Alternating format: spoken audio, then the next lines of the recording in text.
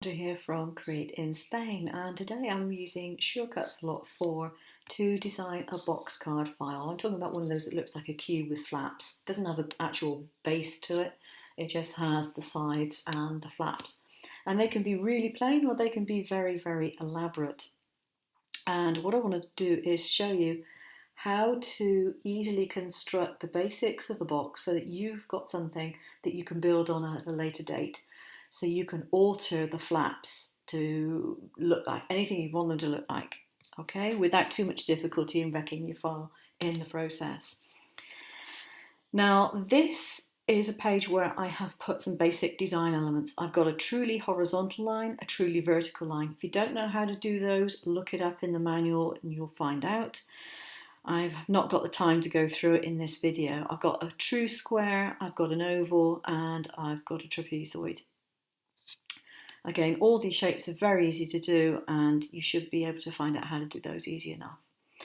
And I've got a page here which I have called a basics, which has got those shapes on as well. Now I've duplicated it onto another page because this page is to be left alone. This page is for copying. This page is my basic design elements that I need. This one is the one that I'm doing my design in, okay? It means that you've got all the bits and pieces for a later time. Now I've got my line here, which is just a straightforward line, horizontal, and I want to duplicate this vertical line. It is the same depth as the square, in this particular case 6.5 centimeters. I want to go to Object and I want to go to Duplicate. And I'm not going to take any notice of the horizontal spacing, but I want 5 rows. Oops, sorry, I want 5 columns, not 5 rows. 5 columns. There we are. And I want to group the duplicate for the time being. Okay, I'm going to move this one out of the way because I think it's going to be... Oh, will you move? Right, go. I think it's going to be in the way. So this line here, at the moment, I can see is 27.87 centimeters long.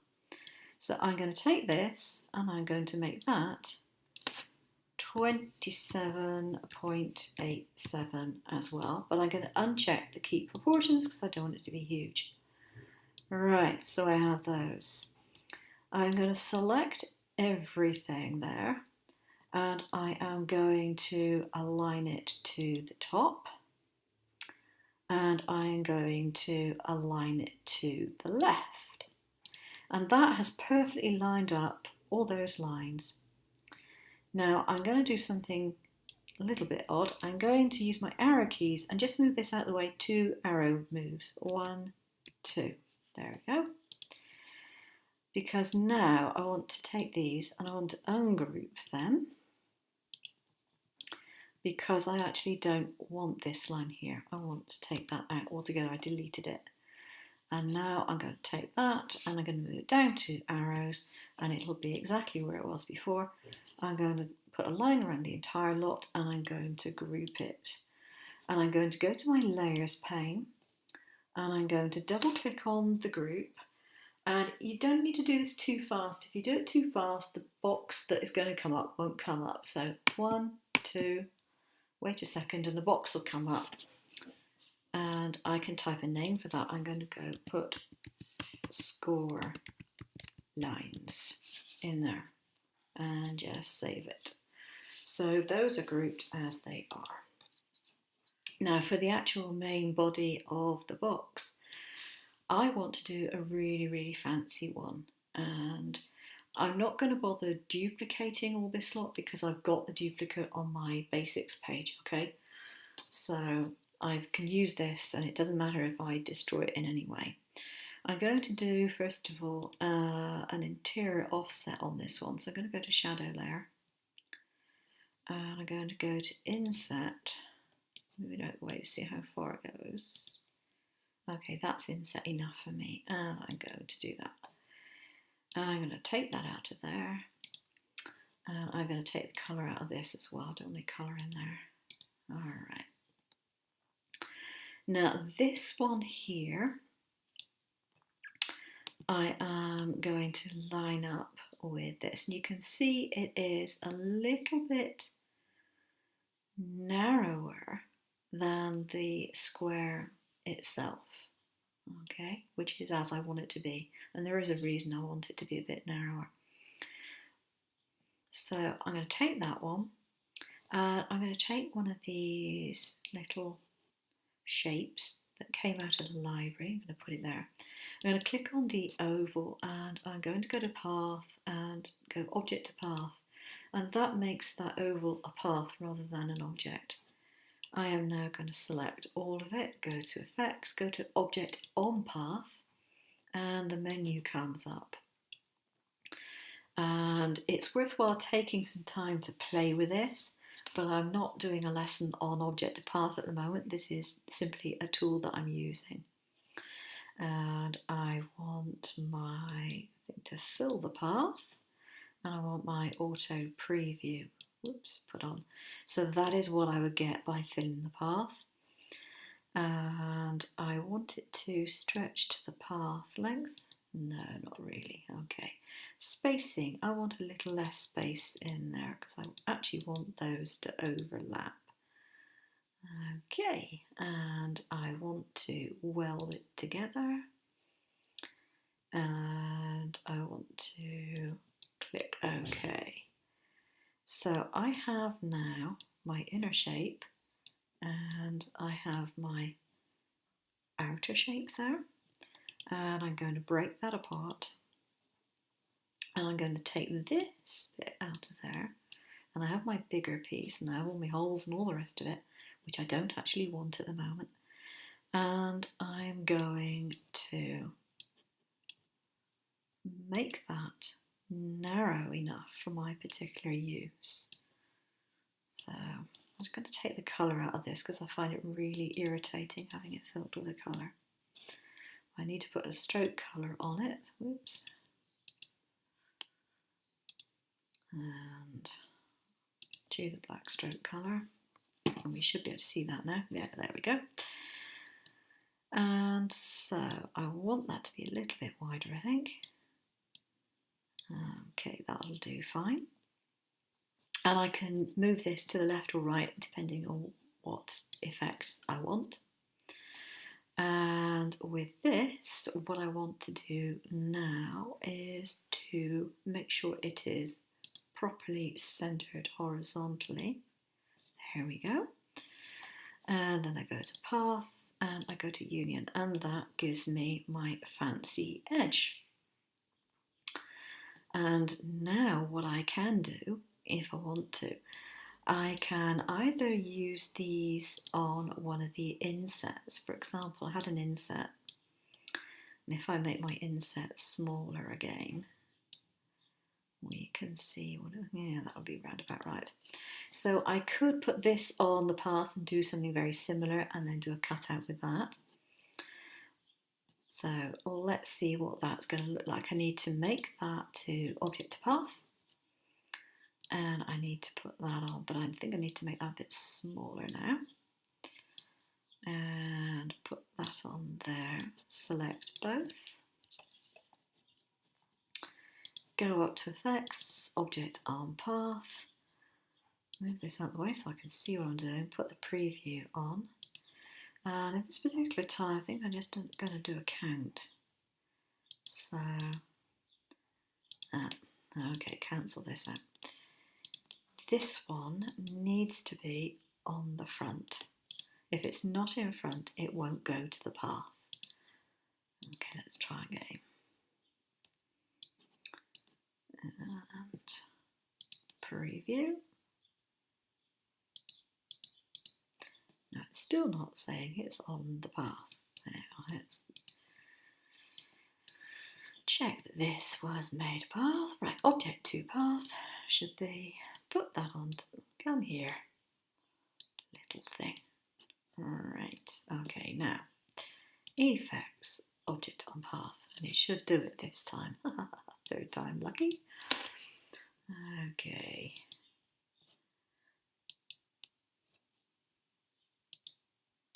And it's not doing it. my software is having fun today. I've had so many problems with my software today. It's been crashing like mad. I don't know why. Okay, so I'm going to do something slightly different. And I'm going to take these little, what I think of as pips almost. Oh, please, come on. Now. Okay, I need to make that a little bit shorter. Like so. And then I need to, oh sorry, I didn't mean to group them. Didn't want them grouped. What I want to do is take those away. And then I want to take those and I want to put those there, more or less. Okay, that will do for the time being. If I was doing it as a proper file, I might be a bit more fussy. Right, path, and I don't want to union it. What I need to do is to group those because it won't do a path exclude if they're not grouped. Right, path and exclude. There we go. So I have that one and I'm just going to rotate it so that it's upright, which is always a good idea. And I'm going to take the colour out of it because I don't want the colour in there. Come on, none. There we go. But I do need to have the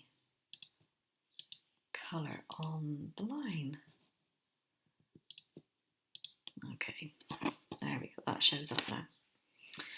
So now I'm going to take that and I'm going to go to Object Duplicate. And I'm going to take the spacing down to 0 and I'm going to do 4 of them because that's what I need to do. Now I can choose to leave a reasonable gap between these. I'm going to put that one over by 2. I think I'm going to put that one there. I'm just using the arrow keys to get them in the place that I actually want. And then I'm going to select that little tab piece there, go to the position and size. I'm going to line up all the bottom pieces. There we go. Take this one and then I'm going to move that over as well. Like so. And then I'm just going to select the entire lot and union the path. And there we have a reasonable decorative finish. So this one now is not going to precisely fit in here. However, I do know that if I move it so that the left-hand side lines up, so if I align the left-hand side like so, and then I didn't want to move all of it. Okay, just want to move this bit. And then take that in. It will fit perfectly because those lines are still all evenly spaced. So I now have my score lines quite happily settled into the right place. Now, if I wanted to make this another size, I would make sure that I grouped it and I would rotate it to fit my paper. And then you can do a scale or you can just pull the arrows out, whichever you like, to get it to the size that you particularly want it. But the fact is, I go back to my basics page and I still have my basic shapes there to start off with, and that makes it very much easier. What I can do is go back to page 1 and ungroup it, and I can take that off, and I can take my score lines and I can copy them and I can paste them, and then I can take these away because I only had those in there to show you how to make the score lines in the right position in the first place. Okay, so if you want to change the design, then you know that you can do so with the ovals, the circles and so on, and you know how to do it. So you notice here I do have slight gaps. I prefer to have a slight gap there, And depending on the design that you've done for your wibbly wobbly edges, then it will depend on how much of a gap that you need there in the first place to get a good cut. But that's how it's done, and these can be got rid of, or in fact, actually, perhaps you might want to use it as an embellishment to cut out something else. That's a possibility. And I can take that one away. So I there have, I've got my card ready to do. And it won't take very long if I decide I want to change the design slightly. And that's the whole idea. Okay, thanks very much for watching. Bye bye.